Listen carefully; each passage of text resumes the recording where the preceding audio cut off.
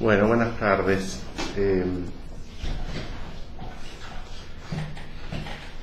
En esta tercera clase consecutiva que estamos sobre la cual estamos trabajando a Frege, me interesaría, si me da el tiempo, en principio, tres cuestiones. Una, destacar lo que me parece Lacan insiste como fundamental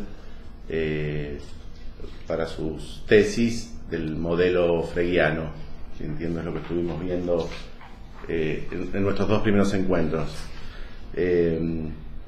Con lo cual busqué algunas citas que hace Lacan de Frege para poder justamente ahí ubicar este es el modo en que yo leo a Lacan, ¿no? Respecto de cierta pregunta que uno se hace en relación a alguna temática específica, en este caso Frege, y cómo uno va encontrando, como decía Alfredo en su última presentación de su curso, como uno va buscando transversalmente en algún sentido el lugar que tiene o cómo va modelando los conceptos de Lacan, ¿no? En este punto, un breve repaso de qué cosas puntúa Lacan como fundamentales respecto de Frege. Seminario 4, clase 14. La lectura del señor Frege, matemático, demostrar que no hay ninguna deducción posible del número partiendo únicamente de la experiencia. O sea, el primer punto que a Lacan le interesa es que es posible dar cuenta, lo digo a propósito en función de lo que venimos laburando, de la ontología del uno, ¿sí?, más allá de la experiencia. Adelante. ¿Sí? En este sentido me interesa a mí Frege para pensar el cambio de modelo, el cambio de paradigma, incluso diría, para decirlo fuerte, entre la ontología y la antiontología.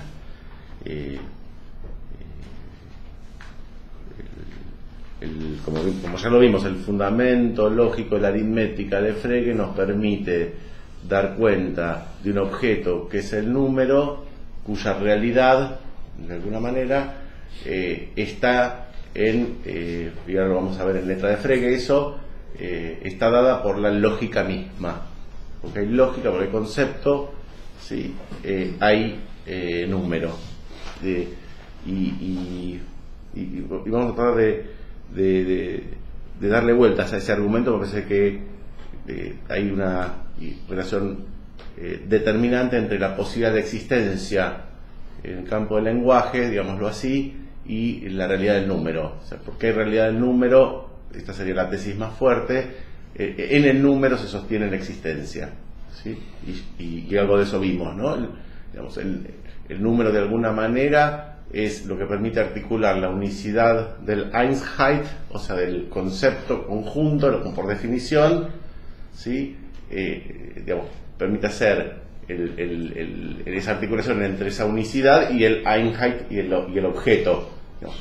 En algún sentido, la realidad del objeto que cae dentro del concepto se sostiene justamente en la posibilidad del número, ¿sí?, como aquello que permite contar, decíamos.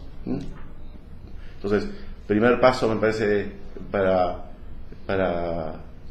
seguir el argumento de Lacan, ¿sí? No viene de la experiencia, y todo el desarrollo de Frege justamente discute fuertemente contra cualquier teoría empirista del número.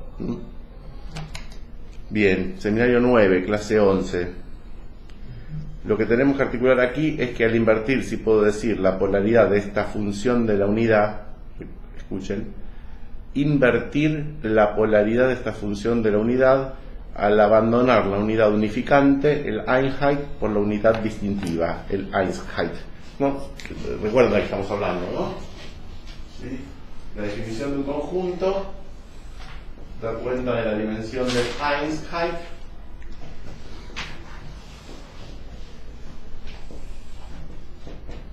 ¿sí?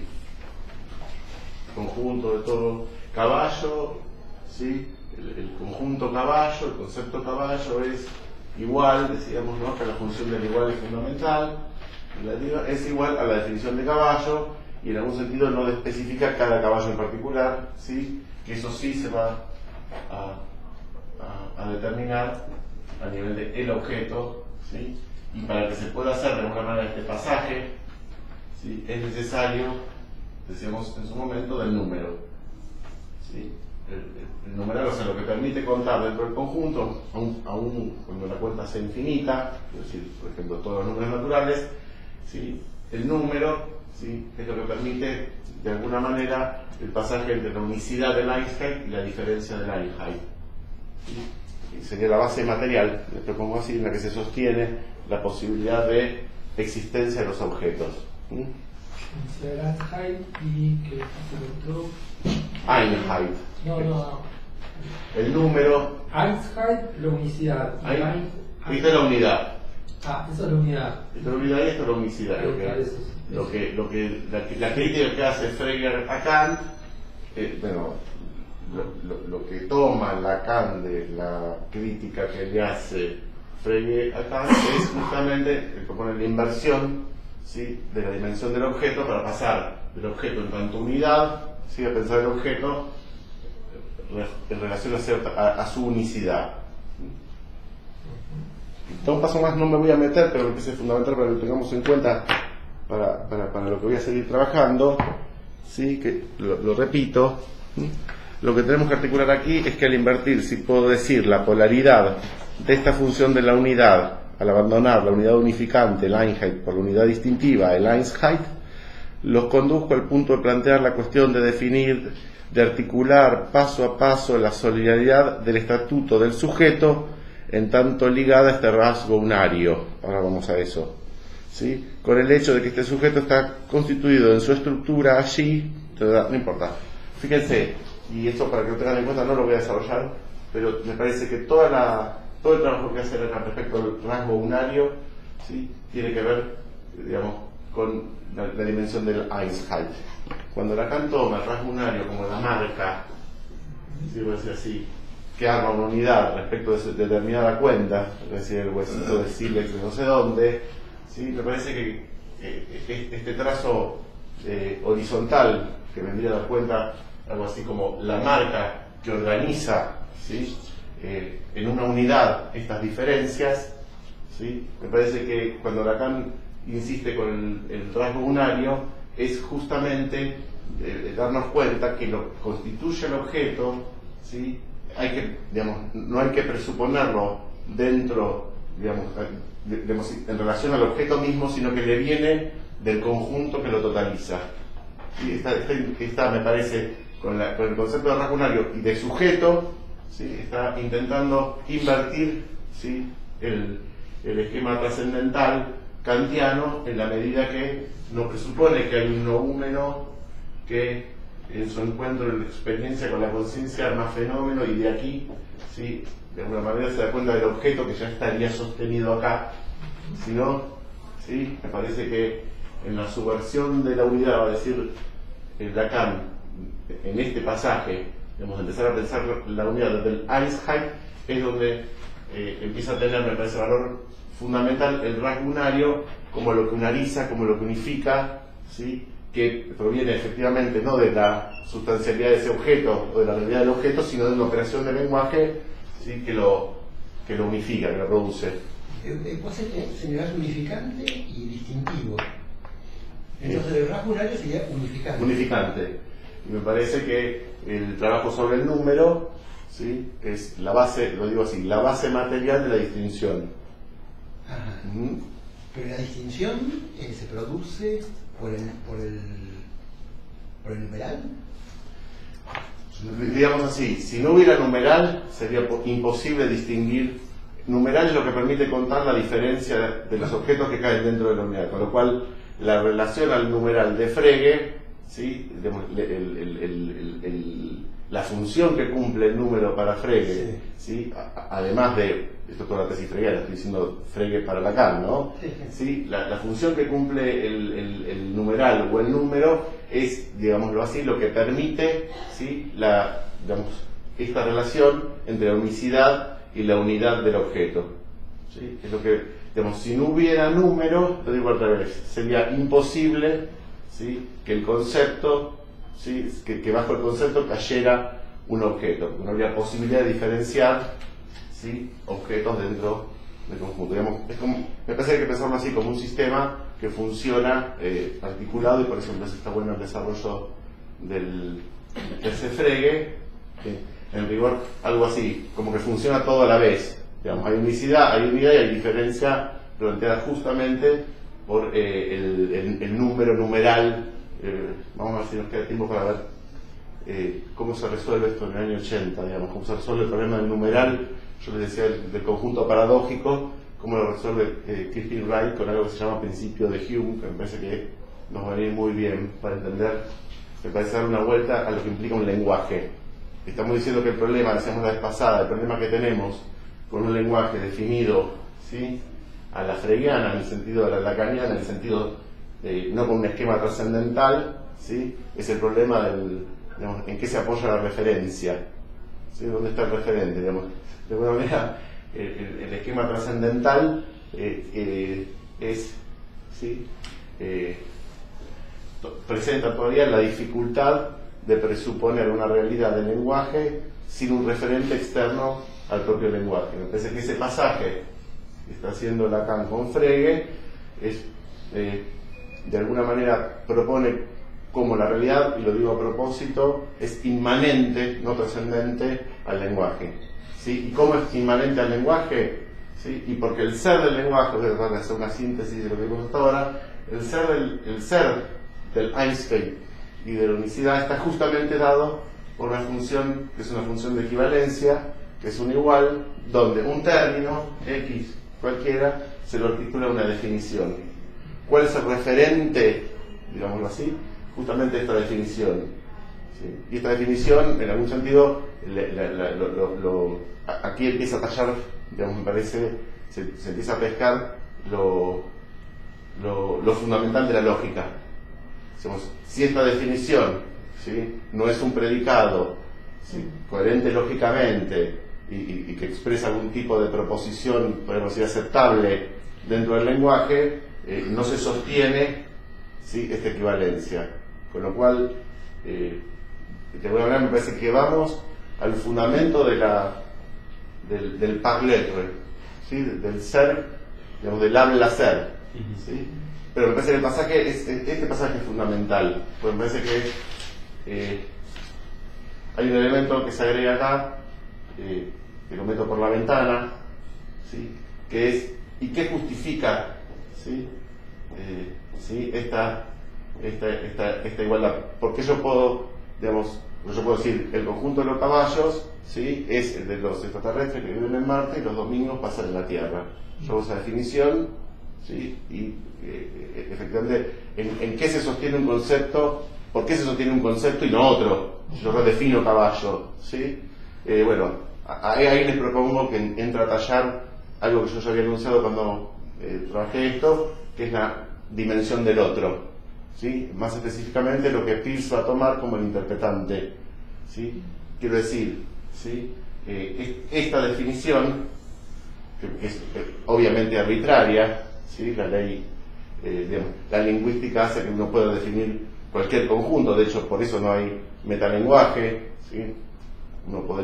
Hay infinitas definiciones posibles de objetos, pero esta definición, algún tipo de relación, lo digo así, lo presento así, después trataremos de relación al saber y la verdad, ¿sí?, tiene que tener, digamos, no es cualquier definición. Si uno diría, ¿sí?, que digamos, no solo, para complicar la cosa, no solo la realidad se sostiene en esta equivalencia, sino, ¿sí?, en la dimensión de verdad y saber jugada es la definición, pues yo puedo darte cualquier definición, es decir, que es verdadero, que me estoy diciendo cualquier chamullo, cualquier fruta, ese objeto, digamos, ese conjunto no se sostiene. Entonces, fíjense que esta dimensión ya, ¿sí?, son propiedades internas, lo digo así, al campo del lenguaje, ¿sí?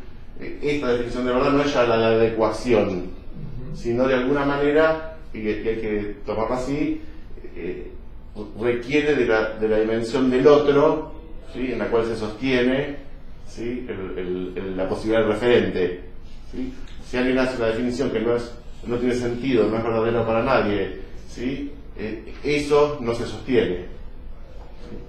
Entonces fíjense cómo ya hay una dimensión de alguna manera tercera, ¿sí?, que hace, ¿sí?, a la definición del conjunto en tanto Einstein, que es esa dimensión del otro, ¿sí?, que en definitiva es en la cual se puede sostener o no, ¿sí?, la realidad del objeto que define el concepto.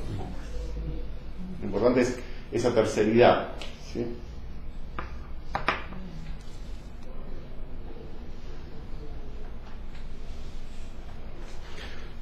Seminario 12, clase 10.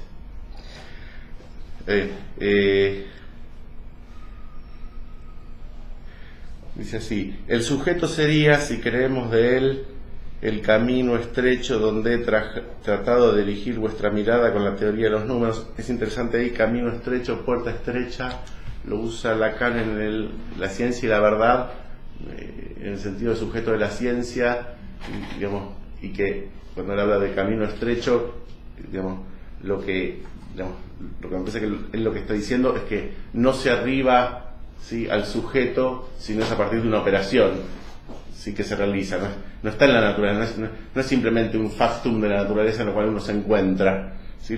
Esa puerta estrecha o ese camino estrecho, donde la referencia creo que es bíblica, no todo el mundo llega, no todo el mundo pasa, ¿sí?, esa puerta estrecha, no todos van a pasar por ahí, requiere justamente cierto posicionamiento, ¿sí?, en relación al saber y la verdad que implica la ciencia, ¿sí? Entonces el sujeto sería, si queremos de él, el camino estrecho donde he tratado de dirigir vuestra mirada con la teoría de los números.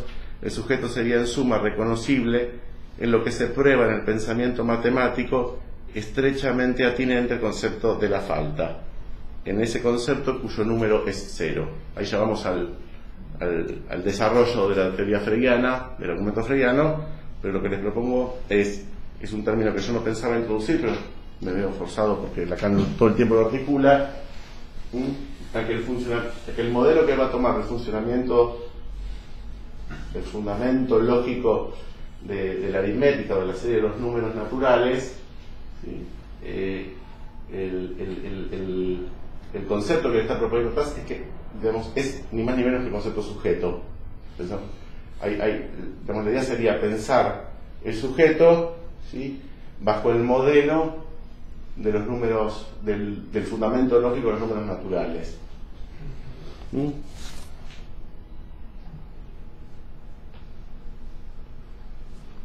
Y vamos, me parece lo que es. ¿Puedo borrar?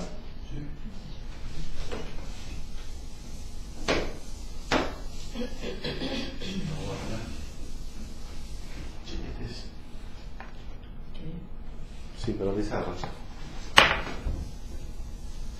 Un problemita de borrar.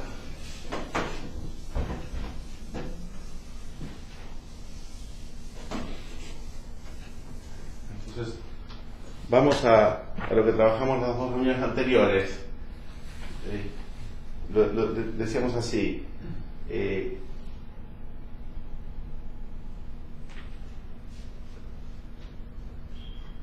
Si en el principio de nuestro experimento lo que presuponíamos era la operación concepto, ¿sí?, como la posibilidad de la única posibilidad de dar cuenta de los objetos del mundo, ¿sí?, y el experimento partíamos de un mundo sin objetos, ¿sí?, decíamos que la única operación lógicamente posible, y es ahí donde empieza Frege, que es ahí donde Lacan apunta respecto del cero, la única operación posible, decíamos, es fundar, ¿sí?, el conjunto vacío, cuya definición, decíamos así, ¿sí?, era x igual no x, o lo que es equivalente, X distinto de X.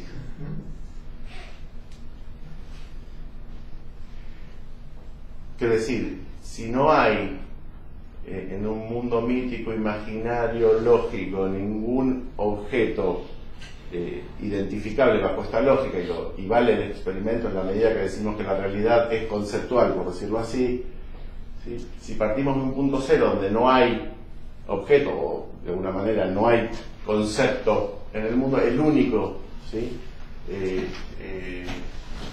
Conjunto posible, acá conjunto y recuerda, ¿no? Conjunto y concepto es más o menos es lo mismo, como está trabajando Frege. El único conjunto concepto posible de definir es el conjunto que les decía yo de lo imposible. ¿Ustedes otro marcador, no? No. Bueno.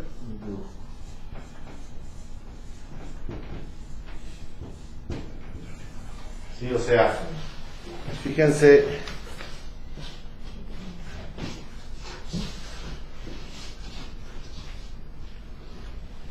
Clase 18 del seminario 12, el estatuto del sujeto. En tanto hemos girado todo el año alrededor de la especie de trazo particular que es el que constituye C1, que hemos ido a buscar en Frege, la fórmula en la medida en que C1 se instituye en la localización de la falta. Es decir, para que advenga, ¿sí?, la primera identidad posible, ¿sí?, y partiendo de un experimento en el cual no hay nada que pueda ser articulado, ¿sí?, a partir de la operación del signo igual en una definición como tal es igual a tal cosa. Gracias.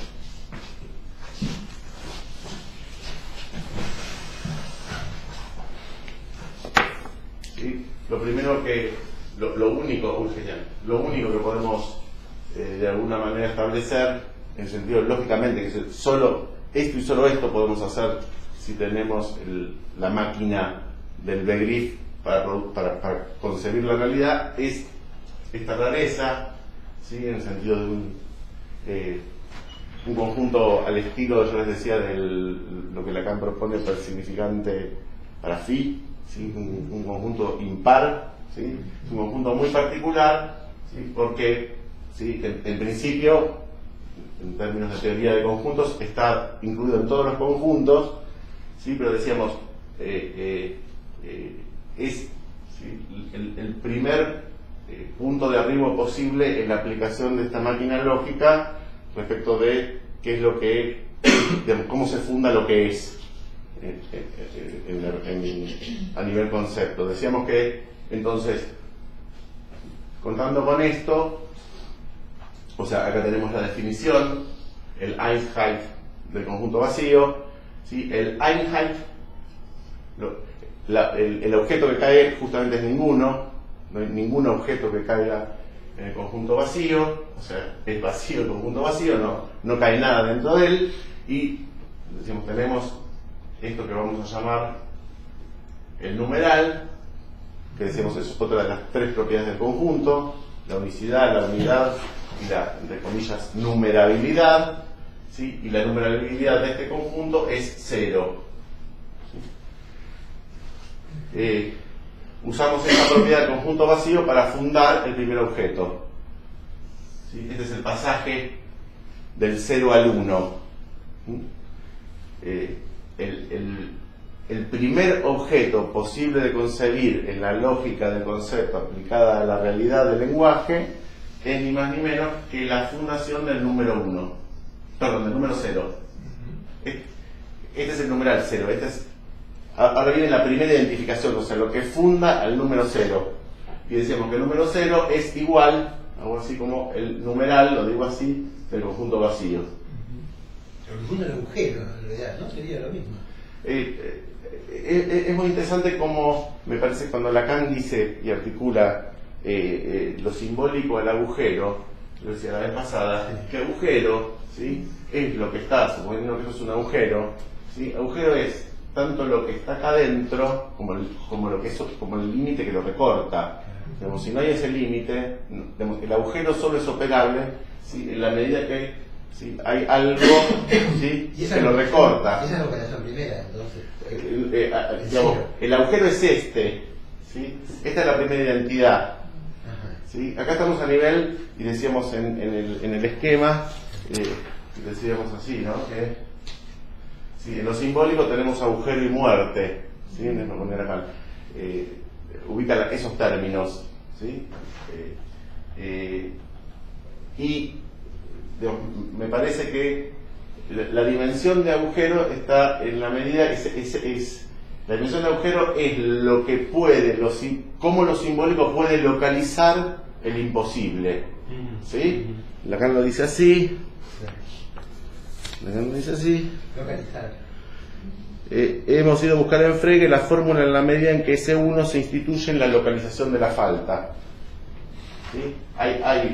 Por decir, esa localización de la falta está en relación, traduzcámoslo cotidianamente como lo imposible. Hay un imposible, ¿sí?, de origen, que es ni más ni menos, fíjense, que la imposibilidad de ser, ¿sí?, lo que no es idéntico a sí mismo, la definición lógica más concisa y más simple de lo que no es, ¿sí?, de lo que no puede, de lo que no puede ser, ¿sí?, en términos lógicos, ¿sí?, y a partir de una maniobra que justamente es la fundación de lo imposible, ¿sí?, en la medida que se arma un conjunto de lo imposible, ¿sí?, adviene ahí un agujero. Fíjense que ese agujero va a estar presente en todos los conjuntos, como si dijéramos, para que el conjunto se pueda sostener, cualquier conjunto hay que presuponer que tiene, ¿sí?, que está incluido el conjunto vacío. Ahora vamos a ver una manera muy interesante de, digamos, cómo se justifica eso. Pero querido, eso de localizar, ¿no? Sí. Un agujero se localiza. El agujero está localizado, si no, no es agujero. Eso también es muy interesante para pensar la diferencia de psicosis y neurosis, ¿no? En la medida que la neurosis uno cuenta con el agujero localizado, ¿sí? Claro. Como, digamos, si ahora vamos a ver qué potencia tiene esto, porque este agujero, ¿sí?, a mí me da la impresión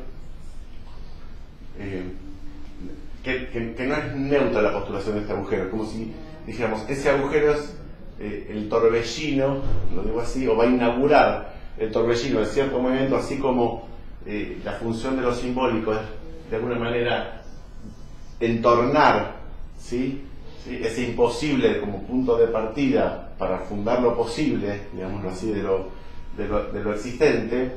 La presencia, eso lo va a decir todo el tiempo Recanati, si tenemos tiempo me gustaría verlo hoy, ¿sí?, la presencia de esa imposibilidad que va a estar siempre presente, ¿sí?, en el concepto, a su vez, ¿sí?, es la que requiere de la operación subsiguiente. Es decir, no solo se trata de localizar lo imposible, sino que a partir de esa operación, ¿sí?, en este caso la definición de conjunto vacío, se puede de alguna manera establecer, a partir de eso dice el 1 embraga en el 0, ¿sí?, el embrague en el 0 del 1 es que solo a partir de la definición del conjunto vacío como el conjunto de lo imposible es posible, paradójicamente, la posibilidad de la primera identidad, ¿sí? Entonces yo jugaba que a nivel de lo real, que Lacan propone la existencia y la vida, ¿sí?, yo les propone que la emergencia, ¿sí?, esta maniobra de localización de lo imposible a partir del conjunto vacío, ¿sí?, engendra algo así como la posibilidad de la vida en el lenguaje, ¿sí?, en el sentido que algo emerge ahí como, vamos a decirlo así, numeral 0, que eso, numeral 0 como propiedad del conjunto vacío, es lo que pueda, digamos, de alguna manera sostener, ¿sí?, porque hay conjunto vacío y porque hay algo llamado numeral 0, se puede sostener la primera existencia, que es el número 0, que no es el numeral 0, es el número 0, ¿sí?, que se produce como una identidad a partir de eso que engendró la localización del imposible por el conjunto vacío. Y esto efectivamente engendra, lo digo así, el número 0. Pero entiendo lo de vida. No había nada. Pero, La posibilidad. No había nada. No, pero la diferencia entre vida y existencia, eso es lo que Bueno, no había nada. Sí. ¿Sí?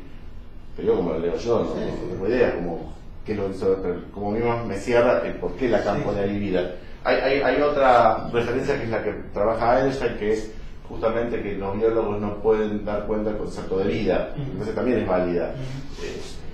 La referencia que les propongo para pensar Frege es ahí donde partíamos de una inexistencia. Sí. Una vez que localizamos lo imposible con el conjunto vacío, ¿sí? A nivel, digámoslo así, lógico, tenemos un conjunto que es algo, digamos, es un ente meramente lógico, pero adviene algo, ¿sí? Que no estaba antes, que es esto, que es numeral cero. Dijimos que el número, ¿sí? Se sostiene ontológicamente a partir de la operación del símbolo o, digamos, del concepto. Entonces, adviene algo que no estaba. Es decir, el conjunto vacío es, de alguna manera, un agujero, ¿sí? Pero un agujero que tiene algo llamado numerabilidad cero, digámoslo así, ¿sí? Que implica algo que no estaba previamente. Tan es así que no estaba previamente que yo puedo, a partir, digamos, de ese ente, mejor yo diría acá ente, dejaría ente para objeto, ¿sí? De esa propiedad llamada numerabilidad del conjunto vacío, yo puedo realizar una primera, ¿sí? Ahí tiene el pasaje del 0 al 1. El 1 para Lacan, el pasaje del 0 al 1 es, hay que entenderlo también así, el pasaje del conjunto vacío al número 0. ¿Sí? Yo puedo, a partir de esa propiedad de numerabilidad del conjunto vacío, producir la primera equivalencia y fundar digamos así, el conjunto del número 0. ¿Qué es el número 0? Lo que es igual a eso que empezó a vivir, digamos así, a propósito, ¿sí? A partir de la fundación, digamos, de la definición del conjunto vacío. Entonces, de alguna manera, la vida vendría por acá, digámoslo así, ¿sí? Que hay algo que no estaba antes, ¿sí? Que en nuestro mundo, y que es esa propiedad particular del conjunto vacío que no está dentro del conjunto, ¿sí? Como en el caso la definición y la extensión, esos son inherentes al conjunto. Vos me dirías, bueno, sí, es cierto, hay numeral, pero hay también definición y hay también extensión. La extensión es que no cae ningún objeto, la definición es x distinto de x. Yo diría, esto queda puramente dado de la lógica, ¿sí? Y hay algo, insisto con esto porque el fundamento lógico del número, hay algo en el que se sostiene el número, que es esa propiedad emergente del hecho de haber localizado el imposible de existencia. Esa propiedad emergente, llamémoslo como sea, es lo que me permite sostener, ¿sí? Entonces, por eso, la primera existencia. El guión, justamente, es que lo que existe, ¿sí? Es producto de esta equivalencia en la cual yo digo que el número 0, el conjunto del número 0 es igual, ¿sí? Al numeral del conjunto vacío. Es una vida lógica. Sí, sin duda. Seminario 19, todo el seminario 19, la necesidad es lógica. ¿Sí? O sea, el advenimiento del número 0 como consecuencia de la existencia del conjunto vacío. Lo digo al revés, la existencia del número 0 sostenida, ¿sí?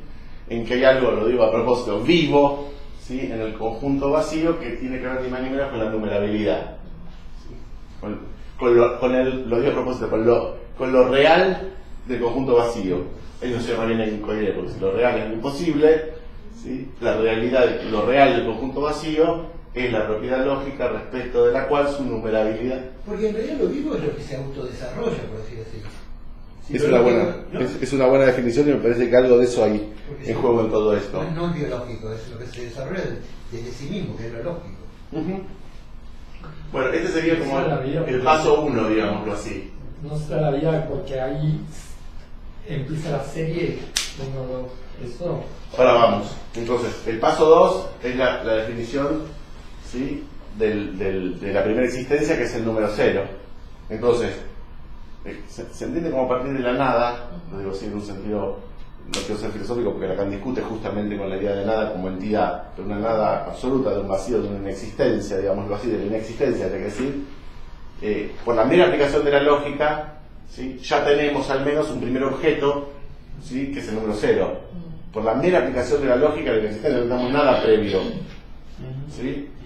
En algún sentido habría que decir así, el número, ¿sí? es condición de esta ontología, de esta antiontología.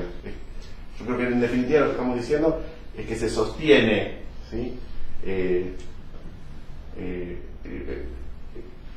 ¿Cómo decirlo? Esta antiontología se sostiene en lo real del número y no en ninguna noumenidad, ¿sí? Trascendente al lenguaje, es inmanente a la lógica. ¿Pero el número es anterior al lenguaje o es lo mismo? Lo difícil de pensar es que esto se da todo a la vez, digamos, porque hay lenguaje y número. Y esto que está paso 1, paso 2, lo va a decir de una manera muy linda. Me he hecho con Frege. Frege, los fundamentos de la aritmética, página 41. Las verdades aritméticas rigen el dominio de lo numerable. Este lo abarca todo, pues no solo le pertenece lo real, no solo lo intuible, sino también todo lo pensable.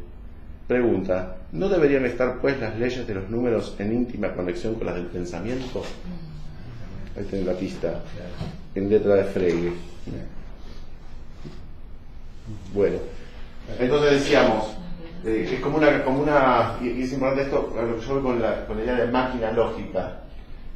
Es como si teniendo el concepto y requiriendo solo de la lógica, quiero decir, cuando digo lógica me refiero a la presuposición respecto de la cual yo digo que, por ejemplo, el primer y único primer paso que podemos dar es la definición del conjunto vacío. En eso me agarro de que hay un axioma en este procedimiento, es que contamos con la lógica. Contamos con la lógica. La lógica, de alguna manera, es la herramienta en la cual se puede sostener, ¿sí?, una verdad.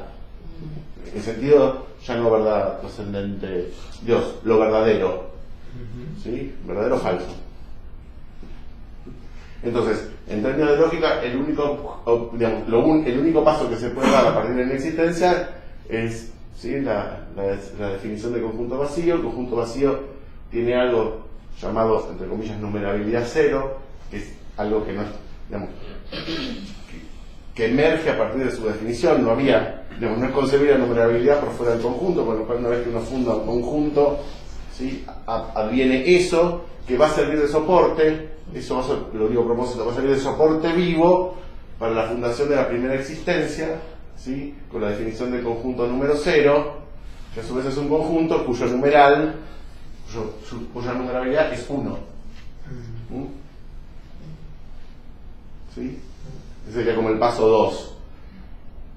Entonces fíjense cómo el 1 embraga en el 0, no es tanto la numerabilidad 1 del conjunto del número 0, sino me da la impresión de que el 1 es esto, o sea, la definición del número 0 es el 1, es el primer 1, digamos, ¿no? El primer Einheit posible es el número 0, ¿sí? Y este es el pasaje que es el que en general más trabajo lleva, pero una vez que tenemos definido esta lógica, ya podemos ir ubicando lo que sería la función de el precedente, ¿sí? Y ahí acá se produce, hay que pensar como un pasaje de el objeto número 0 a la serie, ¿sí?, de los números naturales, porque de lo que se trata es, decíamos que en nuestro universo definido a partir de la existencia, al menos ya contamos con lo que acabamos de definir, con el conjunto vacío, con el 0, y si aplicamos la lógica, recuerda que el numeral 1 era la numerabilidad del conjunto número 0, ¿sí?, efectivamente ya podemos establecer lo que sería la función precedente, ¿sí?, y que es el precedente que va a venir acá, ¿sí?, lo que va a venir acá, llamémoslo así, función precedente, función, no es precedente, es el que sigue, ¿cómo es? ¿Consecuente? No, ese, bueno, el que sigue, ¿no? Digamos, por eso la dimensión de máquina lógica, ¿no? El que trabaja piano, el sucesor, gracias. La función sucesor, ¿no? ¿Y cómo opera la función sucesor? Bueno, pues muy simple. El sucesor, ¿sí?, de n-1, sea cual sea, ¿sí?, va a ser ni más ni menos que el numeral, ¿sí?, del conjunto que forma la serie de 0 a n-1. Decíamos antes, ¿sí? ¿Cuál es el sucesor de 0? ¿Sí? El numeral del conjunto 0. el conjunto número 0, que es 1. ¿Cuál va a ser el sucesor del 1? ¿Sí? ¿Cuál viene después de 0? El sucesor es el numeral del conjunto 0. Ya tenés el 1. ¿Cuál es el que sigue a 1? El numeral del conjunto que va de 0 a 1, que es 2. Ahí ya tenés la serie. ¿Sí? Es decir, pasamos, y esto me parece que es importantísimo, pasamos de una localización de lo imposible a través de una operación lógica, ¿sí?, a una máquina en la cual, y esto es lo que demuestra Frege, que, digamos, lo que se puede hacer lógicamente es esto y solo esto, no hay una alternativa, no puede ser esto o esto otro, ¿sí?, en términos de lógica. Ahí todo el tema de la lógica. ¿Por qué la lógica? Porque, digamos, lógicamente, ¿no?, a partir de esta presunción solo podemos operar en este sentido. Estamos hablando, entiendo yo, de lógica de predicado, porque es ahí donde opera la dimensión de concepto. Bueno, quiero decir, fíjense, vamos a Frege, ¿sí? La idea de Frege es que las verdades de la aritmética, o sea, el fundamento de la aritmética, o sea, cuando dice las verdades está diciendo por qué hay número, en fin, toda la reflexión que nosotros hicimos, de dónde sale el número, ¿sí? La verdad de la aritmética sería entonces a las de la lógica, ¿sí?, lo que los teoremas son a los axiomas de la geometría. Fíjense qué interesante. Acá se está basando en Klein y toda la formalización de la geometría, ¿sí? Entonces, digamos, ¿qué postula Felix Klein? Justamente que vos podés definir las distintas geometrías, ¿sí?, a partir de postulados de los cuales vos partís como axiomas, los 5 de Euclides, por ejemplo, y lo que es la geometría, ¿sí?, son todos los teoremas que vos podés producir lógicamente a partir, ¿sí?, de esos enunciados, ¿sí? O sea, que la geometría es la consecuencia lógica, ¿sí?, de la aplicación, digamos, de la composición, ¿sí?, lógica posible de esos axiomas. Toda la geometría euclidiana está en los 5 postulados de Euclides. Está contenida, en algún sentido ahí también viene la idea está autológica la geometría, ¿sí?, de alguna manera los postulados de la geometría y las reglas de operaciones, básicamente, ¿no? Entonces, fíjense qué interesante esta relación, ¿no?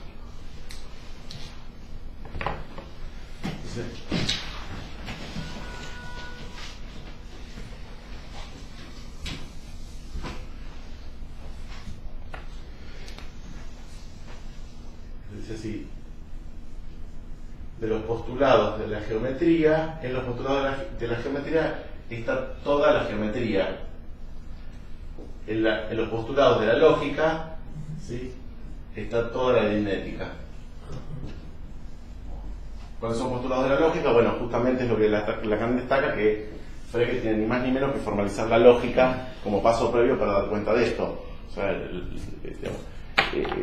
el pasaje para la lógica, para la ciencia lógica es fundamental, porque ni más ni menos que él se ve llevado a poder a formular la primera escritura lógica, la primera escritura formal de la lógica, que son los Begriffsschrift. Entonces, digamos, de los postulados geométricos, digámoslo así, ¿sí?, deviene la posibilidad de la geometría. De los postulados de la lógica deviene la aritmética. Y cuando digo aritmética, digo con la función sucesor, como bien recordaba Adriana, ya lo que aparece es la máquina lógica, que no va a dar un conjunto, ¿sí?, no va a producir al modo del 0 un conjunto de un elemento, sino va a producir una serie, que una serie no es ni más ni menos que un conjunto ordenado. O sea, es un conjunto, ¿sí?, digámoslo así, los números naturales, son el conjunto, ¿no?, de los elementos que empiezan en 0, ¿sí?, y llegan a n. Es un conjunto, es ordenado porque después del 0 viene el 1 y solo el 1, no viene, digamos, no hay discusión respecto de cuál viene, ¿sí? Para todo esto no es menor el asunto hubo que esperar hasta Cantor que pudiera operar, ¿sí?, con los conjuntos infinitos, en el sentido de hacerlos operables, la idea de los infinitos, en fin, los números infinitos, ¿no? ¿Sí? Esto, digámoslo así, como si fuera, que acá está la geometría euclidiana, todo a partir, digamos, de la idea de la lógica, la aritmética, como este conjunto, después, digamos, todas las propiedades que tienen las operaciones posibles, digamos, toda la aritmética, digamos, todo lo que viene después se funda justamente en la propiedad de esta serie. Cuando digo serie es conjunto ordenado, ¿sí? Y esto, de alguna manera, es consecuencia de la mera postulación de la lógica.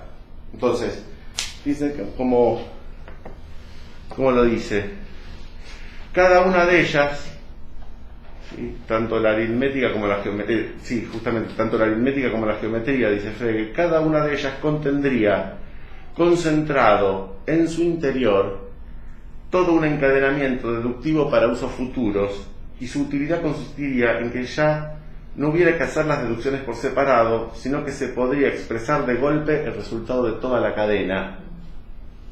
Como si dijéramos, y ahora voy a esto, ¿sí?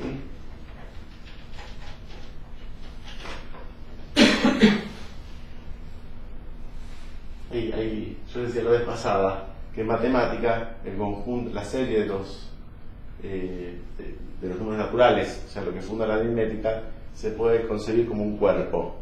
O sea, esto sería un cuerpo para la matemática. Un conjunto que tiene una consistencia, en el sentido de consistencia quiere decir que no hay ningún elemento, ninguna operación de elementos dentro de este conjunto que caiga por fuera del conjunto, o sea, es consistente, ¿sí? Y por otro lado, ¿sí?, determinadas propiedades que hacen a que esto sea un cuerpo, ¿sí? Ahí en la otra dimensión, ya habíamos pasado en el esquema, habíamos pasado simbólico, real, imaginario. Eso, me parece muy interesante como lo plantea, está todo a la vez. No es que haya primero uno, después otro, después otro. Funciona acá, digamos, por eso voy a esto. En la aritmética expresa de golpe el resultado de toda la cadena lógica que implica, ¿sí?, presuponer que el objeto del mundo conceptual se produce el modo del conjunto, ¿sí?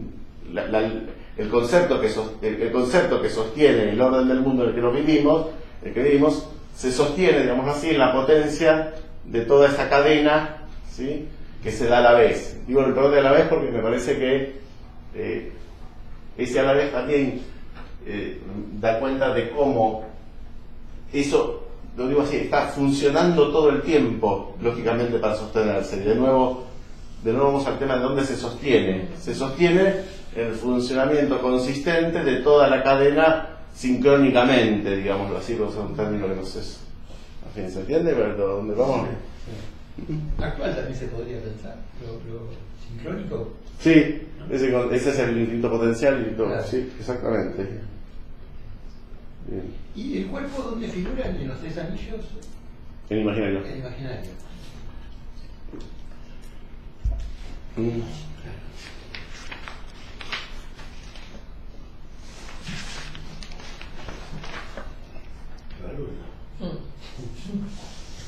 Lo objetivo aquí, página 53, es lo regular, conceptual e enjuiciable, lo que puede expresarse en palabras. El objetivo, Frege dice, es lo regular, conceptual e enjuiciable, lo que puede expresarse en palabras. Lo puramente intuitivo o lo inefable no es comunicable, con lo cual no forma parte. Lo objetivo aquí es lo regular, conceptual e enjuiciable, lo que puede expresarse en palabras. Lo puramente intuitivo no es comunicable. Se está fundando el fundamento del objetivo, ¿sí? Hay objeto, el número es el fundamento del objetivo, porque hay objeto a partir de esta lógica. Y llegamos a la conclusión de que el número no es ni espacial ni físico, como montones de guijarros o nueces de Stuart Mill, que es el que critica, ni tampoco es subjetivo, como las imágenes, sino es sensible y objetivo. El fundamento de su objetividad no puede radicar en las impresiones sensoriales, que en cuanto a afecciones de nuestra mente son completamente subjetivas, sino que solo puede radicar, hasta donde alcanzo a ver, en la razón misma.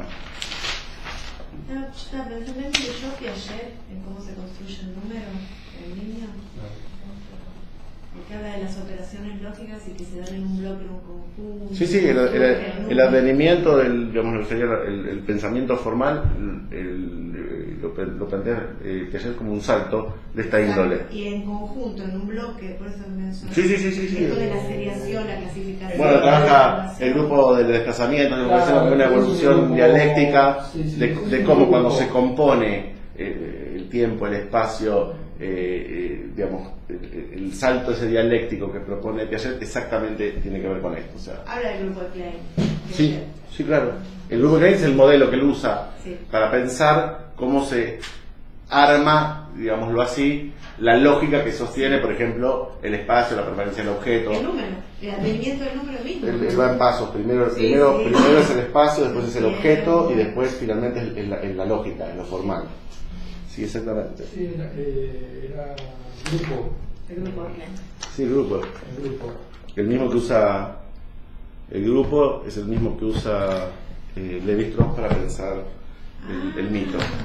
Es el concepto del grupo, el grupo lógico. Ajá. ¿Sí? Es una propiedad de grupo. Ujú. ¿Sí?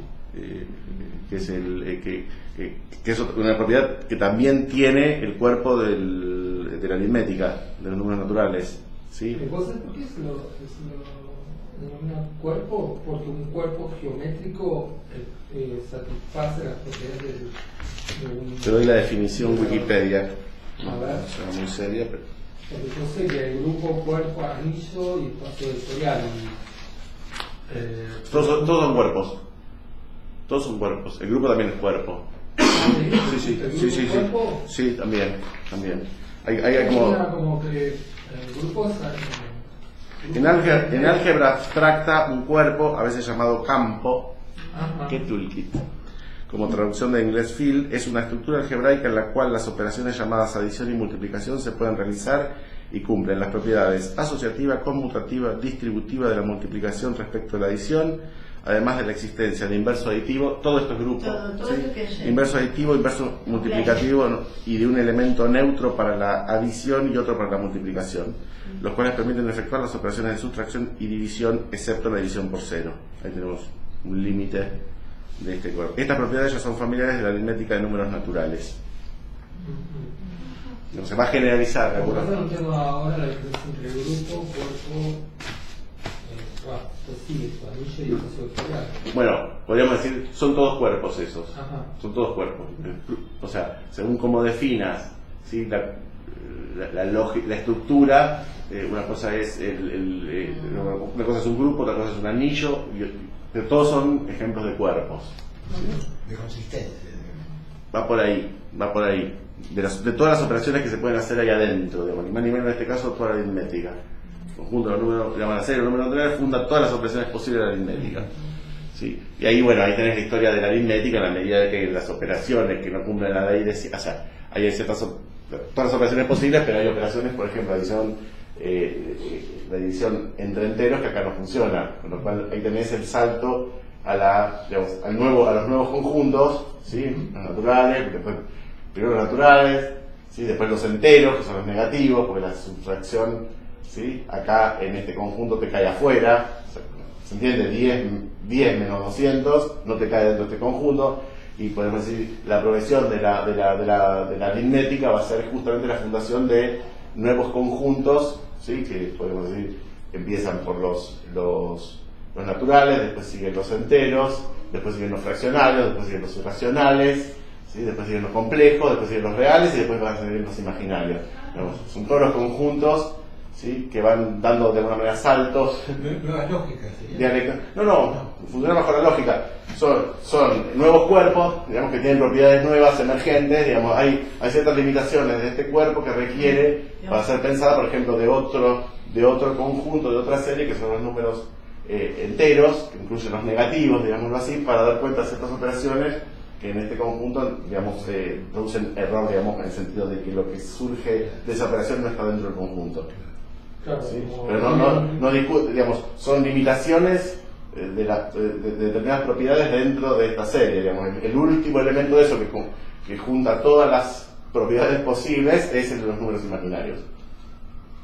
Los números imaginarios, raíz de menos 1, ni más ni menos, hay una importancia, ¿sí? Digamos, hay operaciones que acá no van a entrar. Ya dije que la primera, por ejemplo, es 100 menos 1000. Ese no entra dentro acá, entonces es necesario ahí los números completos, los números enteros, ¿sí? Y dentro de los números enteros hay operaciones, por ejemplo, los fraccionarios con decimal, digamos, la división de enteros hay algunos que no van a caer, entonces son necesarios ahí pensar los fraccionarios. Y dentro de los fraccionarios hay, ¿sí?, números con, dijimos, ¿cómo se dice?, con los decimales infinitos y que no llevan a una serie convergente, y esos son los irracionales, ¿sí? Y los irracionales después se operan en los reales, y los reales después se entiende, se van como incluyendo, es como una cajita. Una mamulla. Exactamente, a partir de los naturales, después pasas a los enteros, después los fraccionarios, después los complejos, en fin. Por eso es importante raíz de menos 1. Pues raíz de menos 1 es el último paso, digamos, los imaginarios, ya completa, ¿sí?, la operacionalidad, digamos, es el último imposible que logra superar la aritmética. No, es que yo entiendo que no habría otro. No, que no habría otro en el sentido dentro de la aritmética, que no hay digamos, ya cerró. ¿Por qué el imaginario? ¿Por qué el imaginario? Bueno, es interesantísimo lo de irracional, ¿no? Pues los irracionales eran los que no entraban, los nombres son buenísimos estos conjuntos, porque no eran racionales, no se podían deducir racionalmente, y es como lo que usa Lacan con real. Después eso, que era como el problema, como lo imposible, va a ser el nombre de los números irracionales, se racionalizan, digámoslo así, la fundación del conjunto de los números racionales. El conjunto R, los números reales, de alguna manera va a permitir la operación de los irracionales. Pero siempre sobre el punto de imposible. Exactamente, y en eso siempre sobre el punto de imposible podemos decir así, la historia de estas mamullas de conjuntos está ordenada justamente por esas operaciones que tienen que ver con esto, que es cómo vos, ¿sí?, de alguna manera localizás, en la medida que vos localizás el imposible, de alguna manera ya lo puedes operar, ¿sí? Entonces, fíjense cómo uno puede trazar toda la historia, ¿sí?, de los distintos cuerpos numéricos o álgebra numérica en función de cómo se han ido resolviendo, ¿sí?, las cuestiones imposibles. Es muy interesante ahí, para que les interese este tema, cómo Lacan trabaja el corte en Dedekind, lo que permite la operacionalización, ¿sí?, de los irracionales, ¿sí?, es justamente algo que inventa Dedekind, que es la función de corte, ¿sí? Y es muy interesante porque ahí Lacan toma sujeto, o sea, porque el problema que se armaba es, digamos, cómo poder localizar un irracional que en rigor no está en ningún lugar. Pi, ¿sí?, no está, 3,14, pero nunca lo encontrás. Pues una vez que lo ubicaste, siempre está corrido para un lado o para el otro, ¿sí? Entonces, efectivamente, la posibilidad de llamar a un número pi, ¿sí?, es la posibilidad de operacionalizarlo. Y Dedekind va a tomar a pi como una cortadura, digámoslo así. Digamos, una entidad de corte, no una entidad en tanto localizada. Es muy interesante este pasaje porque son cuestiones que tienen que ver con lo que nosotros estamos pensando y son parte de lo que, digamos, de cómo Lacan trabaja sobre el modelo sujeto. ¿Sí? Por eso está ligado a sujeto. El sujeto, digamos, de los números podría ser ese salto de alguna manera que va de imposible a imposible, ¿no?, donde, digamos, a partir de algo que funciona, digamos, como imposibilidad en determinado momento, puede ser la base sobre la cual opera una máquina lógica que produzca, ¿sí?, un orden de realidad dialécticamente superador, lo digo, pero a su vez que incluya lo anterior. ¿Sí? Bien.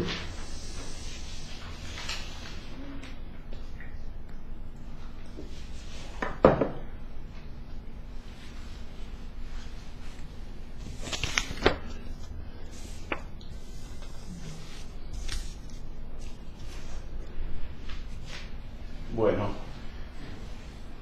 una pequeña referencia de cómo se resuelve el impasse del numeral en Frege. ¿Se acuerdan que, como contábamos con el numeral del conjunto para Frege,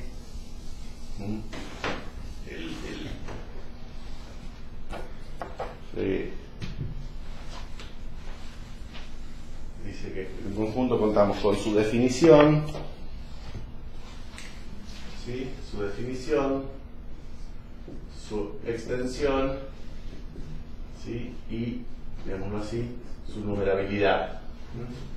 Es ahí donde Russell le propone en su demostración cómo trabaja con la numerabilidad de los conjuntos paradójicos. Por ejemplo, el conjunto cuya definición es el catálogo de todos los catálogos que no se incluyen a sí mismo, que incluye como una suerte de aberración, porque el mismo conjunto sería parte del conjunto mismo, con lo cual se complica absolutamente, digamos, el problema del numeral. Los conjuntos paradójicos justamente es la indeterminabilidad del numeral. Obviamente no tengo idea de la demostración lógica, pero la manera que tiene de resolverlo Crispin Pipe es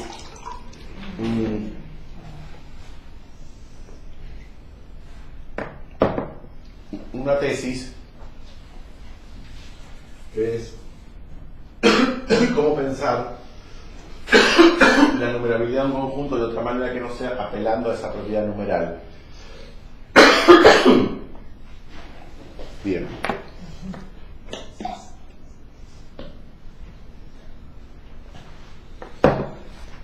Entonces, hay la manera de justificarlo, lo voy a decir como yo lo entiendo, que es muy pedorramente, pero bueno, soy lógico, es algo que se llama la equinumerosidad. O sea, la manera de pensar el numeral, ¿sí? Sin caer, evitando la aporía, bueno, o el problema que llega Frege con numeral, es pensar en una propiedad que se llama equinumerosidad.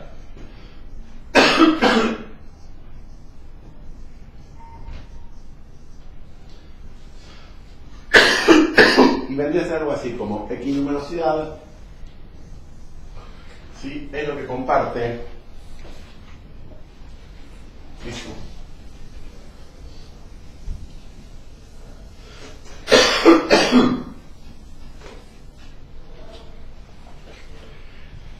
Es eso que comparten, por ejemplo, vamos a decirlo a propósito, tenemos el conjunto de los Beatles, tenemos el conjunto de los mundiales en los que Italia fue campeón, ¿sí? Tenemos el conjunto extremidades de un cuadrúpedo. Eso es un ejemplo de lo que quiere decir equinumerosidad. Entonces, los Beatles tenemos a John, Paul, ¿quién más? George, ¿y quién más? Suponiendo que Ringo, perfecto. Años en los que Italia salió campeón. A ver los futboleros: 1934, 1938, 1982 y 2006. ¿Sí? Y extremidades de un cuadrúpedo, ¿sí? Posterior izquierda, posterior derecha, anterior izquierda, anterior derecha. La equinumerosidad es esa propiedad que nos permite trazar una relación biyectiva entre los elementos de un conjunto, donde, pues, no importa que sea arbitrariamente, yo puedo establecer una relación 1 a 1 entre los elementos de este conjunto, ¿sí? Estos conjuntos. El ejemplo que se da, el ejemplo práctico es, yo puedo en una mesa donde hay comensales comiendo, ¿sí? Contar los comensales con las personas que están sentadas en las sillas, suponiendo que cada uno tenga un plato, 2 cubiertos, y una copa, pero también puedo saber cuántos hay contando las copas. ¿Sí? Quiero decir, algo de la numerosidad, digámoslo así, se puede hacer, ¿sí?, tomando un sistema de equivalencias con la única condición que sea 1 a 1. Yo solo puedo contar cuántos comensales hay, ¿sí?, si sé que hay una copa por cada comensal. Entonces yo puedo contar las copas o puedo contar los comensales, ¿sí?, o puedo contar los tenedores, ¿sí?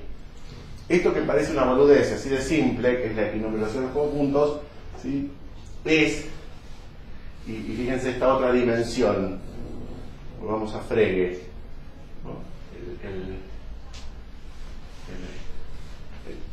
En algún punto de la lógica dice, por eso acá hay conjunto vacío en todos, porque en tanto el conjunto vacío no puede articularse en ningún otro objeto porque está el otro, ¿sí?, si bien no puede establecerse la relación biyectiva, ¿sí?, conjunto vacío, porque no hay un objeto de otro, sí hay que postular que hay un conjunto vacío, en tanto, podríamos decir así, hay estas 4, ¿sí?, y no hay ninguna otra más, ¿sí?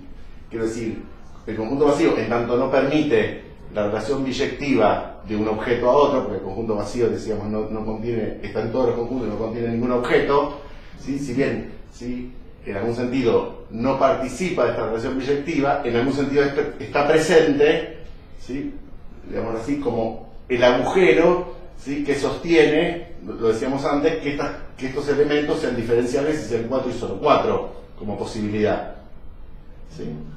¿Sí? Entonces, además de esta correlación, lo digo a propósito, es posible establecer esta relación biyectiva porque hay operando conjunto vacío en todos los conjuntos, ¿sí? Entonces, esto que parece una cosa muy simple, podría llegar a ser algo que a mí me resulta sumamente interesante, y que es el problema, digamos, de dónde está la referencia, ¿sí?, en esta ontología sostenida en el lenguaje. Y decíamos, ¿se acuerdan que en la definición lo que sostenía era la relación de igualdad? X es igual, ¿no?, la definición, ¿sí?, lo que sostiene la realidad, ¿sí?, del objeto, ¿sí?, es justamente esta equivalencia en la cual algo se pone en equivalencia con algo. Voy a esto, algo se pone en equivalencia con algo. Fíjense que atrás del número, ¿sí?, de la numerosidad, lo que decíamos del numeral, digamos, lo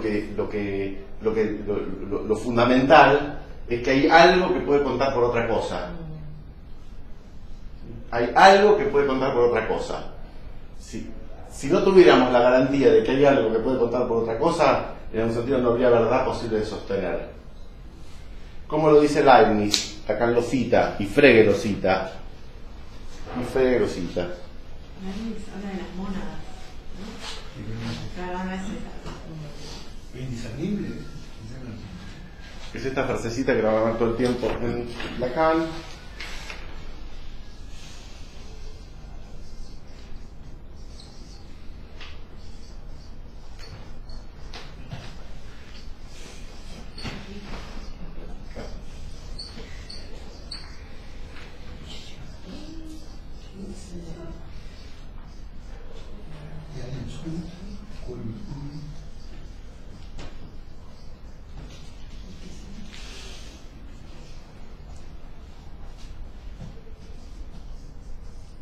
Ay, es muy difícil.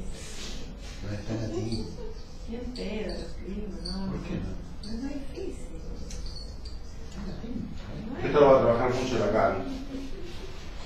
¿Sí? Y dice, Copiar. las cosas son, algo así, las cosas son, ¿sí?, en tanto unas, las mismas, ¿sí?, porque pueden sustituirse por otras, ¿sí?, salvando la verdad, sin pérdida de verdad. Fíjense qué interesante esta frase. Las cosas son, en tanto uno, son unas, son en sí mismas, ¿sí?, en la medida que puede, ¿sí?, sustituirse por otras, salva veritate. ¿Sí? Salva veritate, eso acá lo va a trabajar muchísimo, que quiere decir salva veritate, pero es ni más ni menos que eso, digo, que sin perjuicio de la verdad. Es decir, fíjense cómo en el fondo de esta frase está que se puede contar, ¿sí?, que un conjunto equinumérico biyectivamente a otro te puede servir, ¿sí?, como contabilidad del otro conjunto. Entonces, fíjate qué interesante. Lo mismo es, o sea, lo que es, fíjese qué interesante esto, porque puede sustituirse eso por otra cosa, ¿sí?, sosteniendo la verdad. Ese es el igual. Perfecto. Lo que es, porque eso puede sustituirse por esto, sin que eso altere, ¿sí?, la verdad lógica, digamos, que sostienen ambos términos. Pero puede ser otra. No, necesita de otra. Lo que es necesita del otro, ¿sí? Pero no cualquier otro, del otro que pueda sustituirlo, ¿sí?, sin pérdida de verdad. Muy bueno, Voy a contar. Genial. Bueno, ahí tienen el número funcionando, ¿sí? Si quieren, el orden del número como el que sostiene, por ejemplo decía así, el número es el fundamento de toda equivalencia posible. Estamos hablando de equivalencia. Lo que es en tanto es, ¿sí?, equivalente a otra cosa en la que puede sustituirlo sin pérdida de verdad, ¿sí?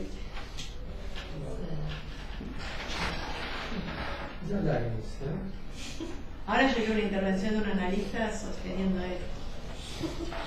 Claro, por El ejemplo. punto de Leibniz, ¿no? Parece que Leibniz. Bueno, me da la impresión de que el psicoanálisis que podemos sostener con esto es dejar caer cualquier ontología realista, materialista, sustancialista. Cuando alguien viene sosteniendo lo que es, hay que presuponer que eso entra en una cadena de equivalencias donde puede ser sustituido por otra cosa, ¿sí? Y es justamente en esa posibilidad de armar las equivalencias de sustitución posible, que hace eso sea significante, ¿sí?, de lo que puede dar cuenta de, digamos así, la realidad de ese Lo que sujeto. pasa es que el significante es lo que es, pero puede ser otra cosa, ¿no? Y vamos a ver ese problema. Sí, vamos a ver ese problema. Sí. Puede ser Es y es otra cosa. y puede ser otra cosa. Pero Ese un significante representado por otro significante dice algo de eso. ¿Sí? Ese otra cosa, pero ahora vamos a ver cómo lo encara, cómo lo toma, cómo lo encara Recanati, que es como me gustaría hoy llegar. Mucho, Leibniz, Frege, Recanati, no. Yo le hago caso a mi amigo, me dice, ¿podés estudiar? Mucho,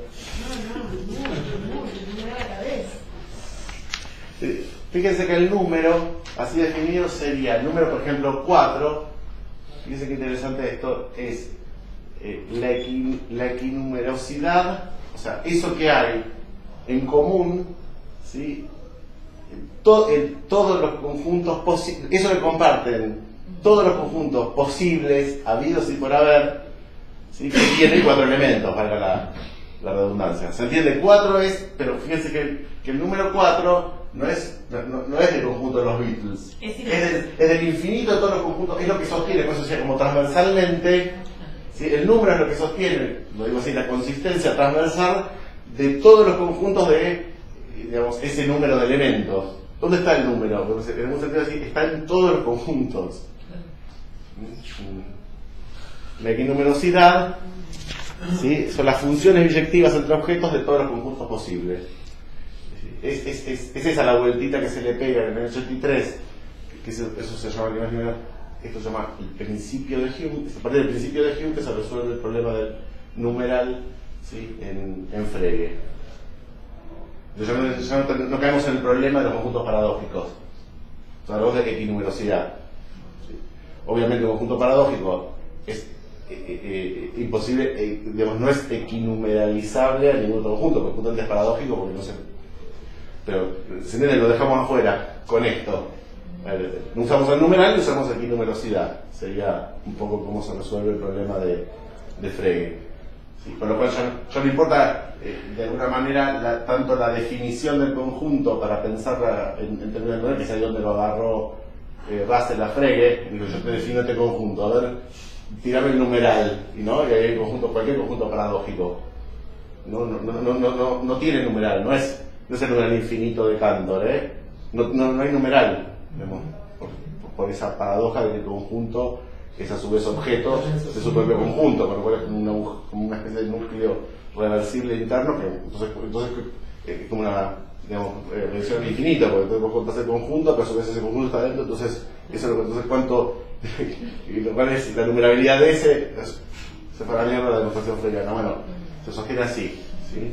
Por la equinumerosidad. Y fíjense, muy interesante esto. ¿Qué es un lenguaje? Entonces me parece en ese punto, ¿sí? Aquello que se sostiene en alguna equivalencia del lenguaje. Ahí viene como lo inmanente.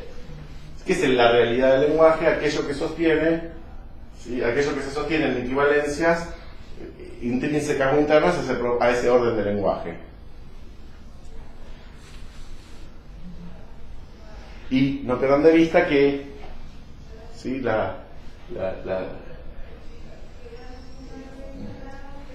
No olvidemos que el conjunto vacío, que con su presencia nos dice que todo esto es posible en términos lógicos, ¿sí? A partir de una primera operación que es justamente, ¿sí? La localización de la imposibilidad existencial en tanto equivalencia, que lo que se puede sustituir una cosa por otra.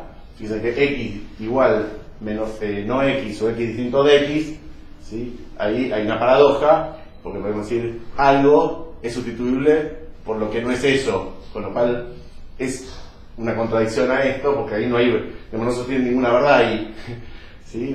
Es como en algún sentido, pues eso es el conjunto imposible, es lógicamente válido, ¿sí? Pero en términos de objeto eso no sostiene nada, es un agujero. Ese agujero, ¿sí? Es la condición de posibilidad, ¿sí? Pero entonces, ¿la contradicción? ¿Qué pasa con la contradicción misma? ¿En qué sentido? La contradicción misma. Digo, ¿la contradicción es el fundamento de la imposibilidad? No tiene nada de contradicción. Una definición contradictoria no da ningún objeto, es contradictoria. ¿Qué quiere decir? X es... Y la imposibilidad tampoco da ningún objeto. Pero la imposibilidad no es contradicción, ¿eh? Eso es lo que no termino de... No, la contradicción es que no se puede tomar... La contradicción es, en algún sentido... ¿X igual no X? ¿No es una contradicción? No, es una imposibilidad. No es contradictorio. X igual no es que no es contradictorio. ¿Sí? No es contradictorio. Es la definición del imposible. Es importante esa definición. Una definición contradictoria, pero hay tres lógicos, porque me parece que podríamos decir así, una definición en tanto lógicamente contradictoria, ¿sí? No arriba, pierde el sostén posible de realidad. Cuando es una definición contradictoria, vos sabés que le podés decir no estás diciendo nada. Se anula. Claro, no estás diciendo, digamos, no estás sosteniendo nada, ¿sí? No estamos hablando de algo que sí se sostiene en el imposible. Estás sosteniendo algo que un agujero.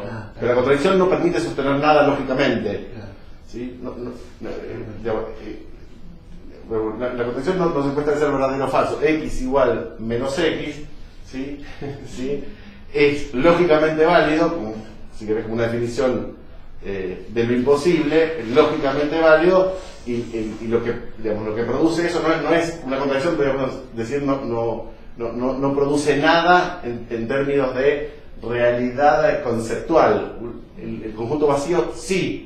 Sí, y que ni más ni menos, la definición del conjunto vacío, sí, produce el conjunto vacío. Un largo, claro. No es aquello que puede sustituirse por otro. O sea, no permite establecer la contradictoria, no permite establecer valor de verdad. Claro, no sostiene, el contradictorio no sostiene nada. La oposición es contradictorio y tautológico. Lo tautológico lógicamente es válido, ¿sí? Y lo tautológico es esto, Claro. que si algo se equivale a algo es tautológico. En el fondo es la tautología esto vale por esto, es una tautología, yo puedo decir así o puedo decir así, ¿sí? Y eso es lo opuesto a la contradicción. La contradicción no sostiene nada lógicamente. X igual menos X, no X, sostiene algo, que el conjunto vacío, que es el agujero que va a permitir es la condición de posibilidad de la equinumerosidad de conjuntos, digámoslo así. Bien, me gustaría terminar entonces, con el tiempo que nos queda, con Recanati, porque me parece que Recanati, y se los recomiendo en la versión crítica de de Rodríguez Ponte en el segundo artículo, digamos, el texto ya trabajado de la exposición que hace Recanati el 12 de diciembre de 72. Esto, bueno, quizás lo seguimos la próxima, pero fíjense la frase con la que empieza el epígrafe, con la que empieza Recanati. La razón pura requiere que busquemos para cada predicado de una cosa el sujeto que le conviene, y lo mismo para este, que de nuevo no es necesariamente sino predicado, su sujeto, y así el infinito.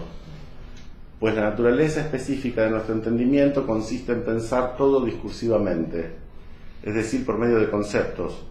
Por lo tanto, únicamente por medio de predicados, a los cuales debe, o sea, conceptos es predicados, ¿sí? Ahora, el pasaje que está haciendo Recanati, ¿sí? es articular, ¿sí?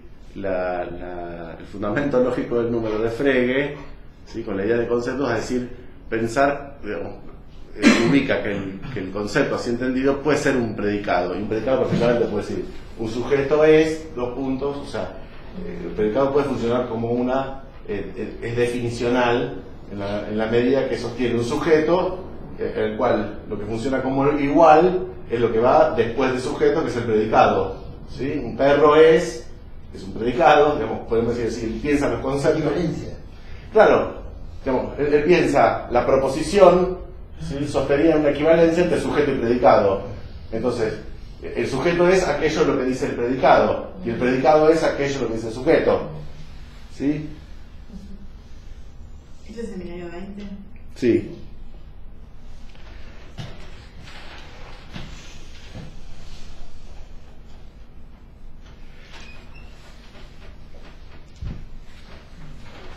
Borro acá.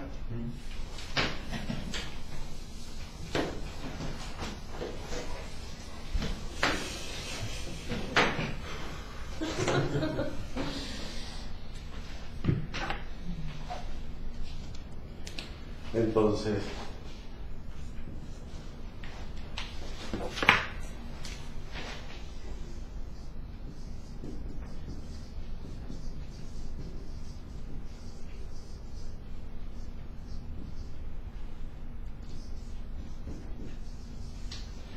la equivalencia que va a hacer es que la relación sujeto-predicado es análoga a la idea de concepto, a la definición de concepto, ¿sí?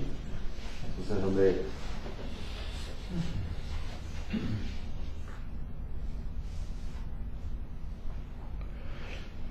a mí me parece lo que está proponiendo Recanati, basado en la lingüística de Port-Royal, y justamente acá es clave esto para nosotros porque acá viene la idea de sustancia, ¿sí?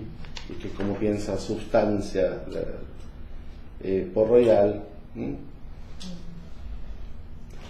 Vamos a ver si podemos seguir el argumento de de Recanati. La inscripción, voy tomando, ¿sí?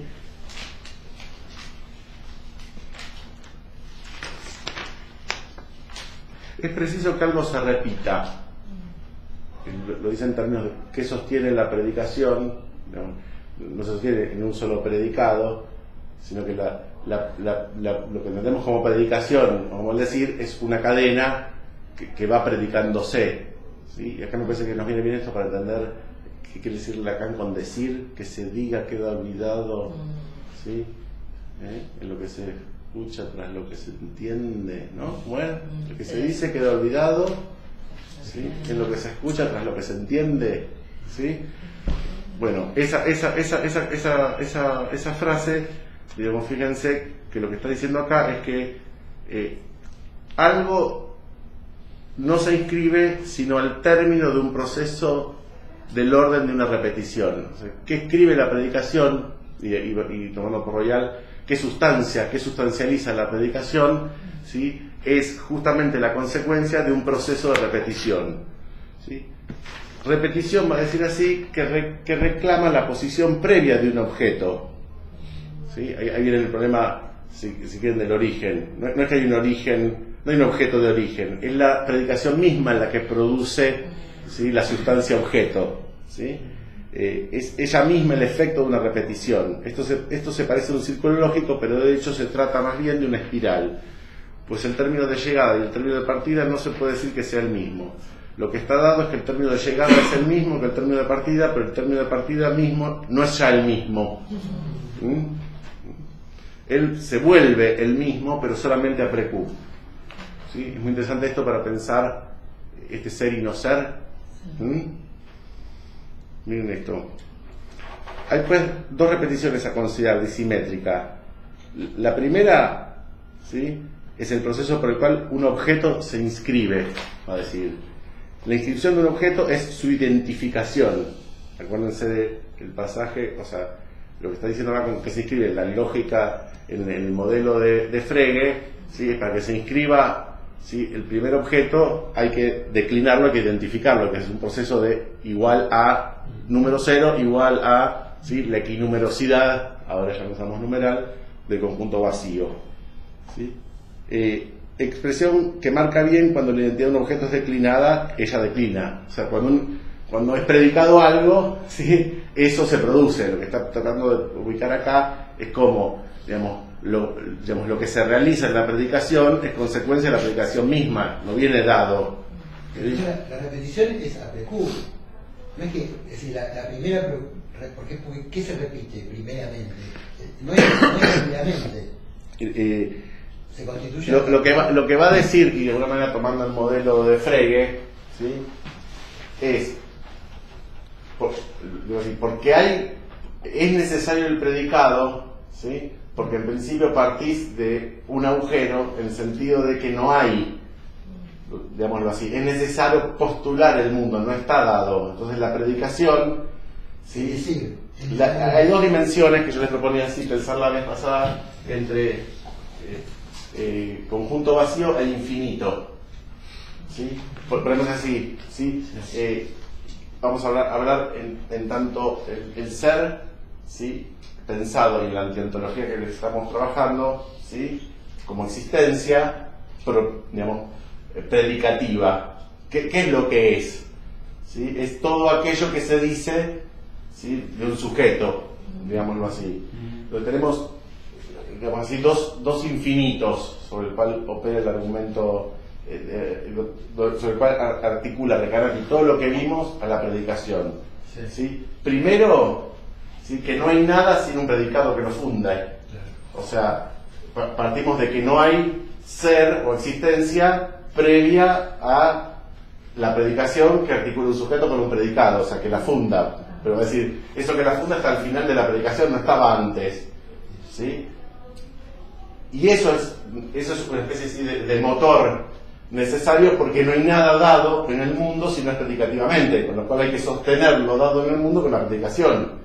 Puede ser una buena tesis respecto de por qué él habla, por qué se habla, porque es necesario sostener el mundo. Y eso, digamos, él habla, sostiene la existencia. Habla en un sentido amplio, porque podría hablarse sin palabras, quiero decir, pero que entra dentro, digámoslo así, a propósito de Leibniz, entra dentro de un sistema de equivalencia. Para dar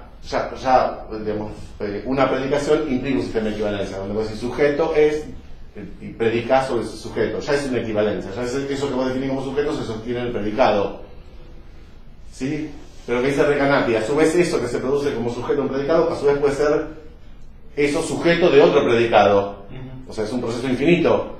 Ahí viene la repetición. ¿Por qué? Porque no se sostiene el ser de esa existencia como dado a priori de la predicación misma, con lo cual hay que seguir hablando.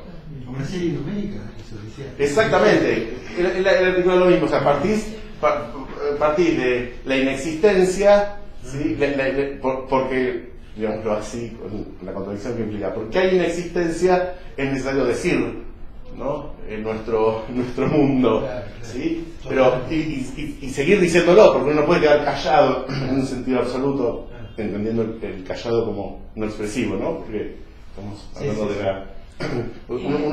Si uno interrumpe, ¿sí?, la predicación, en algún sentido está fuera del mundo, ¿sí? Ese es el primer agujero de partida, ¿sí? Hay que sostener lo que es en predicaciones. Él no habla de conjunto vacío, él habla de ¿qué? Agujero, imposibilidad. Sí. Bueno, y lo va a articular, pero no me meto ahora, pero es fundamental para que lo entendamos con Peirce, ¿sí? Porque esta remisión, esa predicación no es aleatoria, está dada por el otro, ¿sí? En el cual esa predicación tiene sentido. Una predicación sin sentido no sostiene nada. Esa es la otra dimensión. Pero vamos a la dimensión de los infinitos, digamos. Hay un agujero, ¿sí? Que causa la predicación, y hay esto que es justamente el problema de, digamos, que es imposible la predicación absoluta. ¿Qué quiere decir? Todo, Decir todo, digamos, una predicación que tenga un punto final. Siempre se está predicando, o sea, siempre lo que es sustancia se está predicando, se está insustancializando y deviniendo otra cosa en el proceso de predicación, ¿sí? Y de alguna manera este infinito representa, digamos, la ilusión de lo que creemos que es, que en el fondo no es más que cadenas y cadenas de predicación en lo que se sostiene lo que para nosotros es la realidad, pero que justamente nunca termina de ser, ¿sí? Es imposible para sí mismo, pero hace posible al anterior. Mira, hay un ejemplo para mí muy simple. ¿Quiénes somos? Muy bien podría dar cuenta de lo que somos, más allá del uso del nombre propio, que justamente como significante especial tiene, digamos, algo que permite dar cuenta de eso. Bueno, podríamos decir todo lo que decimos y se dice de nosotros, pero bueno, podría decirse algo nuevo mañana y somos otra cosa. ¿Sí? Es un proceso infinito, ¿sí? El sostén de la existencia predicativamente, que, digamos, se sostiene en una suerte de ilusión, acá es la hipótesis Dios, que vos trabajaste en las jornadas del año pasado, ¿sí? Este infinito sería el ser, y acá tenés el ser de la filosofía, ¿sí? Que se sostiene como trasfondo, ¿sí? De esta remisión repetitiva, que justamente, fíjense que es identidad, o sea, es la consecuencia de articular la identidad y la diferencia. Digamos que lo que es no es idéntico a sí mismo, sería en este proceso, porque no existe más idéntico a sí mismo, porque lo que es producto de una predicación, ¿sí? Entonces, el número, en algún sentido, es una suerte de espiralamiento dialéctico equivalente a la predicación, ¿sí? Entonces, lo real del número nos sirve como argumento para pensar en lo que implica la sustancia predicativa, que sería la sustancia, digamos, la realidad sustancial de la que estamos hablando bajo este sistema no es ni más ni menos que el efecto infinito de la repetición, que lo dice de distintas maneras. Léanlo para la próxima, porque pues está piola, ¿sí? Es la envoltura, el sistema de, dice así, dice nominación, predicación él lo llama nominación, pero yo se me ocurrió que está bueno pensarlo como el decir, ¿no? El sistema del decir es la envoltura de lo imposible de partida, envoltura que en su relación a lo imposible no se sostiene más que en el otra vez, ¿sí? Que es, bueno, lo voy a decir así, es el índice de la trascendencia de lo imposible. La repetición es, ¿sí? Ese otra vez que aparece en la definición del número 0 a partir del conjunto vacío, es la manera de trascender lo imposible, ¿sí? Por relación a, él va a llamar envoltura. La repetición es una manera de trascender lo imposible. Sí, es la trascendencia del posible.